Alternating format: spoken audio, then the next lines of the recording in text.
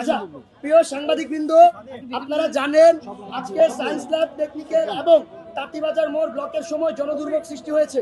সর্বপ্রথম আমি বাংলাদেশের একজন নাগরিক হিসেবে বাংলাদেশের সকল স্তরের নাগরিকের কাছে ক্ষমা প্রার্থী। আপাতত শিক্ষা সিন্ডিকেট ভাঙার কাজ চলছে, আমাদেরকে দয়া করে সাময়িক অসুবিধার জন্য একটু ক্ষমা করবেন। আগামীকাল থেকে সকাল 11টা থেকে সায়েন্স ল্যাব, তাঁতিবাজার এবং টেকনিক্যাল মোড় আবারও অবরোধ করা হবে এবং তারপরেও যদি সরকার সুদৃষ্টি না দেয় আমাদের দাবির প্রতি, তাহলে পরবর্তী সময়ে পরবর্তী সপ্তাহ থেকে আমাদের আন্দোলন অসহযোগ আন্দোলনে পরিণত হবে। এই ক্ষেত্রে 7 কলেজের বর্তমান, সাবেক এবং সকল স্তরের শিক্ষার্থী বৃন্দদের নিয়ে ঢাকা সিটিতে জনস্রোতের মাধ্যমে আমরা আমাদের দাবি আদায় করে নিব।